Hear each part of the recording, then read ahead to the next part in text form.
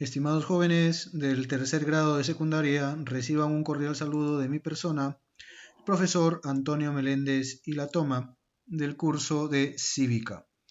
En el video de hoy estudiaremos las normas morales y la conciencia moral. ¿Sí?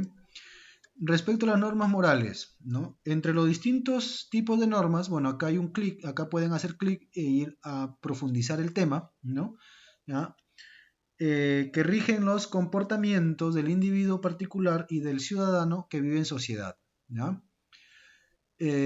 Vamos a centrarnos en las normas específicamente morales. ¿Ya?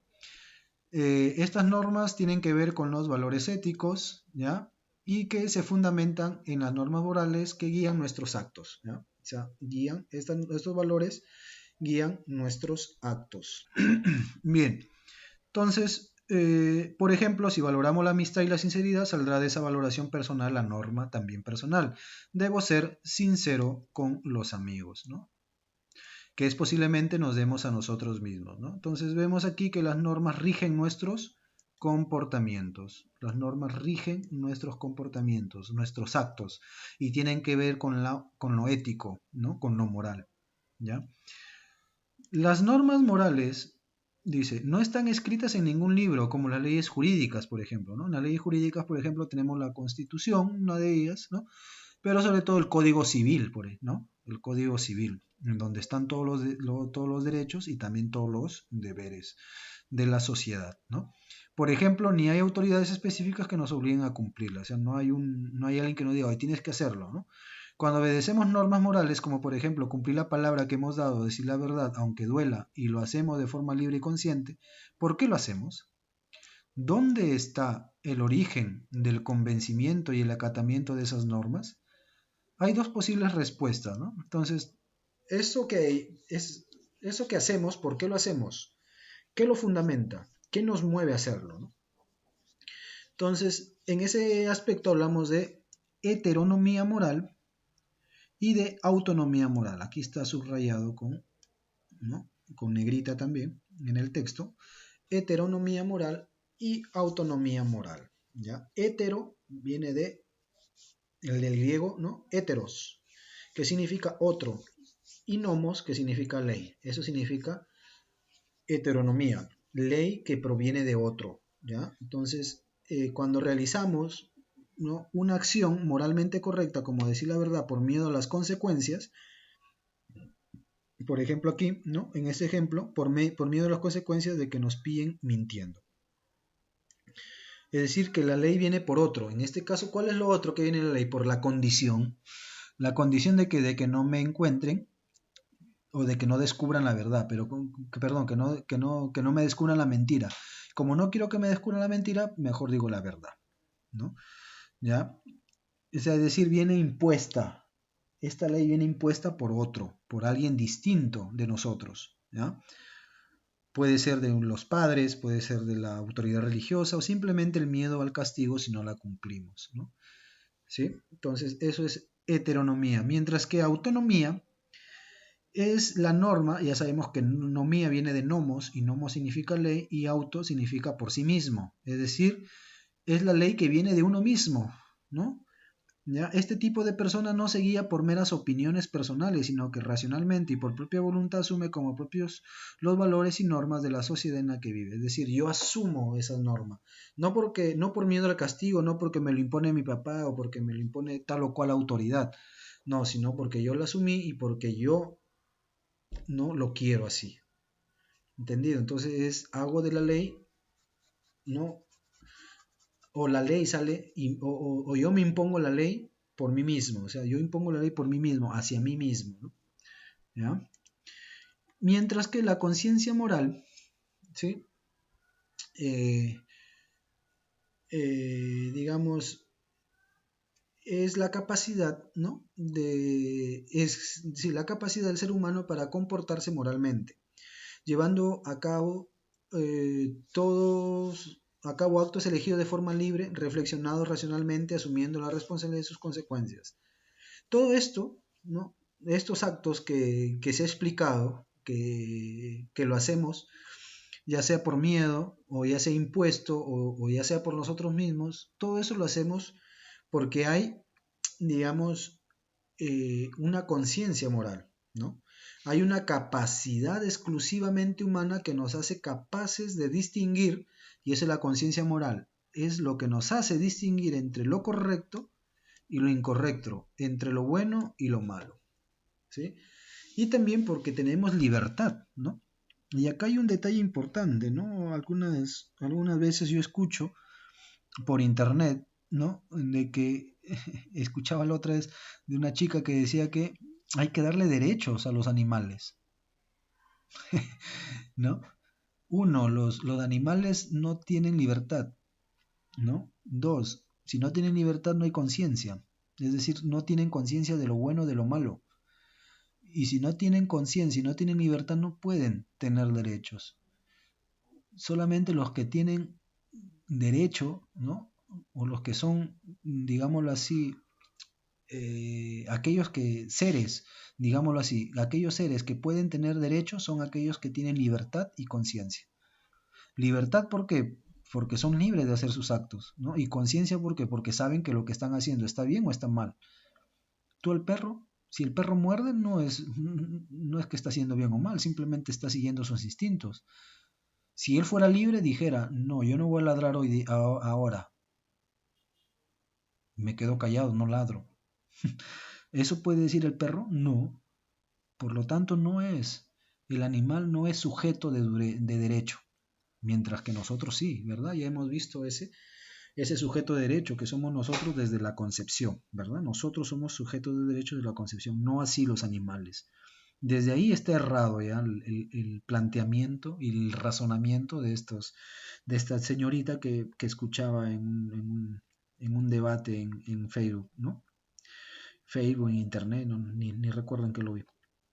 Pero para que vean, cómo si ustedes no están formados, cómo les pueden engañar tan fácilmente, ¿no? Sí, hay que luchar por los derechos de los animales. El que está medianamente instruido se ríe, pues, ¿no? Los animales no pueden ser sujetos de derechos, mis estimados estudiantes. Así que no se pongan a pelear en cuestiones que van contra la razón, ¿no? Está bien que uno quiera a los animales, yo no digo que no los querramos, pero en realidad los animales no tienen derechos. Que se les cuida, se les protege, sí. Que se les domestica, que se les cría como alguien, ¿no? Como una mascota en la familia, etcétera. Sí, nadie niega eso, pero de ahí a que tengan derechos, por favor, no vengan con cosas que no vienen al caso. Y eso viene para que sepan ustedes, ¿no? Que nosotros sabemos distinguir entre lo correcto y lo incorrecto, entre lo bueno y lo malo, ¿no? Y si podemos distinguir eso, entonces tenemos conciencia. El momento en que ya nos llegue, como se dice, en que ya nos dé igual robar o no robar, quiere decir que ya hemos perdido la conciencia, ¿no? Ya hemos asumido que todo nos da igual, bueno. Entonces nuestra conciencia moral es capaz de juzgar, es ahí donde se juzga, ¿no? Nuestros propios actos. Nos permite saber íntimamente si actuamos bien o no, produciendo sentimientos de satisfacción o remordimientos, y es la que nos hace sentirnos responsables de las consecuencias de nuestros actos. Ojo, no es que los sentimientos me hacen distinguir, no, es la conciencia, ¿no? No pongan tampoco el sentimiento por encima de, ay, es que yo me siento bien haciendo esto. No, no es el sentimiento, joven, es la conciencia moral y la conciencia moral se forma, la conciencia moral se educa, ¿no? Una conciencia moral no educada pues hace digámoslo así, lo que quiere, ¿no? O la libertad, ¿no? Una libertad mal llevada se va por malos caminos, pues, ¿no?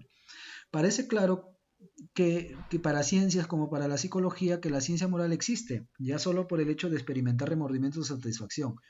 Después de realizar ciertas acciones, no es posible dudar de esta capacidad humana. Ahora bien, en lo que no hay acuerdo es en su origen. Hay algunos que consideran que esta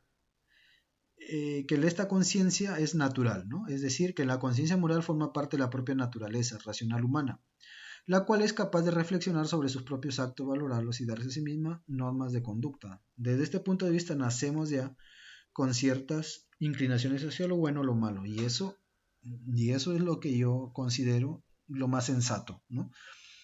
Que hay cosas, hay asuntos que son de cajón, de naturaleza, ¿no? El respeto, la libertad, ¿no?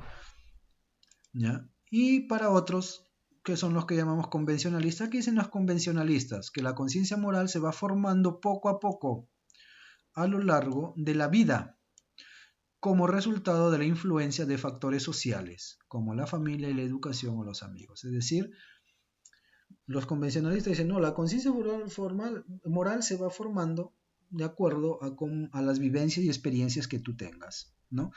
Y todo esto por los factores sociales como son la familia, la educación, la religión, incluso tus amigos, ¿no? La política, los económicos, los medios, etcétera. Todo eso te ayuda a formar la conciencia. Desde esta postura, pues no nacemos buenos o malos por naturaleza, sino que lo vamos aprendiendo y haciéndolo parte de nuestra personalidad poco a poco. Claro, también hay normas que se van, digamos, aceptando poco a poco y se van descubriendo en el crecimiento, pero hay otras, como ya decía yo, la libertad y el respeto, que son de cajón naturales, ¿no?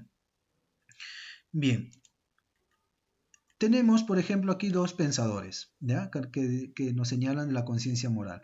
Dice, el desarrollo moral según Colbert, ¿ya? El psicólogo Colbert está situado entre los convencionalistas. Describió muy bien este desarrollo moral de la conciencia a través de tres niveles, dentro de cada uno de los cuales se diferencian dos etapas sucesivas, en total 6 etapas que describimos a continuación, ¿no? Pueden ver acá Colbert, ¿no? Y ver y profundizar más en sus pensamientos, ¿sí? Y en su vida. Entonces, tenemos la primera etapa, es la del niño, ¿no? En la que el niño actúa de una forma heterónoma, es decir, que la ley viene de afuera, ¿no? Y sobre todo está basado en el premio o el castigo, ¿sí? ¿Ya? En el premio o el castigo, ¿no? No han visto ustedes, o ustedes mismos a veces, ¿no? Tengo que hacer mi tarea porque si no me coloca mala nota, o tengo que hacer mi tarea si no mi papá no me compra lo que me prometió, ¿no? Entonces, se hace por el premio al castigo, ¿no? No se hace convencido porque, ¿no? De lo que quiero hacer. Y esa etapa es una etapa de la infancia, ¿ya? ¿Ya? En la segunda etapa también de la infancia es el niño desea obtener aquello que quiere, ¿no? Digamos, es egocéntrico, ¿no? Y se puede resumir en la fórmula, te doy para que me des, ¿sí? ¿Ya? ¿Ya? Entonces, respeta las normas, sí, pero con un interés, ¿no? O sea, te doy para que me des, ¿no? Lo egocéntrico también es, hoy por mí, mañana por ti, ¿no? Es una frase recontra egoísta, ¿no? Claro, hoy lo hago por ti, pero ya después tienes que hacerlo por mí, ¿ah? ¿Sí? No te olvides, ¿ah? De que yo, mira, te estoy prestando, ¿ah? Sí, entonces todavía es la etapa de la infancia, dirá Colbert, y es egocéntrico, ¿no? El niño. La adolescencia, bien, pasamos a la adolescencia, en lo que están ustedes, a ver si es cierto o no. El adolescente empieza a reconocer lo bueno o lo justo, ¿ya? Porque eso asegura la supervivencia del grupo, ¿ya? Es decir, el adolescente se identifica con un grupo, sí o sí, ¿no? Aquí empieza la identificación con grupos. Yo soy rockero, yo soy reggaetonero, es un decir, ¿no? O yo soy salsero, ¿no? Etcétera, ¿no? Y entonces los actos son buenos o justos en cuanto que ayudan a la supervivencia del grupo, ¿no? Yo escucho salsa porque en el grupo Los Salseros, ¿no? Tengo que hacerlo, ¿no? Porque es lo justo, ¿no? Entonces los intereses de todos, ¿no? O sea, se vela por los intereses de todos, ¿no? O sea, ya uno deja de pensar en uno mismo, sino piensa en el grupo, ¿no? Entonces, pero su moral sigue siendo heterónoma, ya que acepta las leyes, las normas, buscando la aprobación, ¿no? Y ser aceptado, ¿no? Ustedes, en la etapa en la que están, buscan ser aceptados, ¿no? Y ser valorados, ¿no? De ahí que pueden hacer, por eso es que ustedes son muy maleables, maleables en el sentido de que se les puede manipular, ¿no? Entonces, algunos que son más, digamos, más astutos, ¿no? Entonces los manipulan y les dicen, oye, si tú quieres pertenecer al grupo, tienes que robar, ¿no? O tienes que drogarte, ¿no? Entonces uno, por identificarse por el grupo, por estar ahí con el grupo, entonces va. o tienes que tomar este trago, nosotros acá tomamos este trago, ¿no? Para que puedas ingresar al grupo y ser parte de nosotros y caminar con nosotros y jugar con nosotros, etcétera, ¿no? Entonces, eso es lo que quiere decir esta tercera etapa. La cuarta etapa también pertenece a la adolescencia, ¿ya? Y es una ampliación de la anterior, pero en este caso es ya con una conciencia del deber, ¿ya? Las normas que cumplía para ser aprobado por el grupo social, ahora él las considera un deber. Ahora sí, no, yo tengo que fumar mi cigarro, porque si no, yo no soy parte del grupo y ese es un deber, por ejemplo, o es un deber estar con el grupo todos los sábados, ¿no? Reunirnos todos los días, eso es un deber. Antes tú lo hacías para que te aprobaran. Ahora que ya te aprobaron, ahora lo haces como un deber, ¿no? ¿Ya? ¿Sí? Y si no se hace, pues como que pierde su rasgo característico del grupo, ¿no? ¿Ya? Y esto se hace para mantener el sistema social. Estamos hablando del grupo. Bueno, estoy dando unos ejemplos simples, ¿no? Pueden haber muchos más, ¿ya? Luego viene la juventud, ¿no? La juventud ya se considera a partir de los 18 años para arriba o 20 años para arriba, ¿sí? La conciencia empieza a regirse por una moral autónoma ya, ¿no? Entonces hemos visto que las cuatro anteriores son heterónomas y las dos que vienen ya son autónomas, ¿no?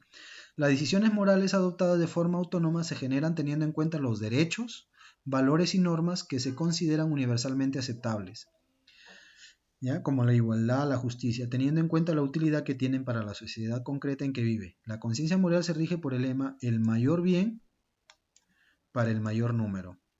Se trata de un individuo que ha alcanzado una madurez psicológica y que de forma libre y racional elige valores y derechos comprometidos socialmente, ¿ya? Ahí hay una madurez psicológica. Antes, en las etapas en las que ustedes están, todavía no están maduros psicológicamente, es decir, están en proceso. Es más, nadie puede decir yo ya estoy maduro, no. Todos maduramos a lo largo de nuestra vida, ¿sí? Y por último, tenemos la sexta etapa, la etapa del adulto. El individuo se rige por principios éticos, ¿no? Los que toda la humanidad probaría. Las leyes particulares de cada sociedad, la etapa 5, ¿no? Y las decisiones individuales de la persona se guían ya en esta etapa por principios éticos universales, es decir, que no solamente valen para el Perú, sino que valen para todos, ya sea el Perú, los Estados Unidos, la China, ¿no? Entonces ya es una moral autónoma, ¿no? Y el respeto a la dignidad de los seres humanos. En esta etapa el individuo considera los principios morales como los más importantes, por lo que juzga las leyes jurídicas y las costumbres sociales según su grado de cumplimiento de los principios éticos y no al revés. Entonces vemos, jóvenes, cómo va, según Colbert, cómo va evolucionando el hombre en cuanto a su conciencia moral, ¿no? Primero, heterónomo, y las cuatro primeras heterónomo, ¿no? Lo primero, por el premio y castigo. El segundo, egocéntrico, ¿no? Egoísta, te doy para que me des. Y el tercero, busca la aprobación del grupo, ¿no? La supervivencia del grupo. El cuarto es un deber, lo hace por deber, ¿no? Y porque para que el grupo se mantenga, ¿no? El quinto ya es autónomo, pero basado en un país, solamente en un país. Y la sexta ya es más universal, ¿no? La conciencia universal. Y la dignidad humana según Kant. Kant nos dice que el hombre es un fin en sí mismo, ¿sí? Es un fin en sí mismo y no un medio para usos de otros individuos. Es decir, uno no puede usar a las personas como cosas. Es decir, yo no te puedo usar para lograr mis metas y después te desecho como si fueras una Coca-Cola, ¿no? O como si fueras algo que ya no me sirve, ¿no? No. El hombre tiene dignidad y por ser hombre, por tener esa dignidad, no puede ser tratado como un medio, sino debe ser tratado como un fin. Es decir, el ser humano tiene un valor absoluto, ¿ya? Tiene un valor absoluto, ¿sí? ¿Ya? Y eso merece todo el respeto moral, ¿sí? ¿Ya? Todo el respeto moral, ¿ya? Mientras que la discriminación, esclavitud y otras formas de violencia, ¿no? Son acciones moralmente incorrectas porque atentan contra la dignidad de las personas. Entonces, para Kant, la dignidad humana se basa en que el hombre es el fin y no un medio, ¿sí? Muy bien, jóvenes, con eso hemos concluido el tema de hoy. Bueno, acá relacionar la primera etapa, acá ya está sencillo, ¿no? Con lo que hemos hablado y desarrollar el crucigrama, ¿no? ¿Ya? La conciencia moral forma parte de la propia naturaleza racional del ser humano. ¿Quiénes dicen esto? ¿Naturalistas o convencionalistas? Nos permite saber íntimamente si actuamos bien o no. ¿Qué es lo que nos dice lo que es bueno y lo que es malo?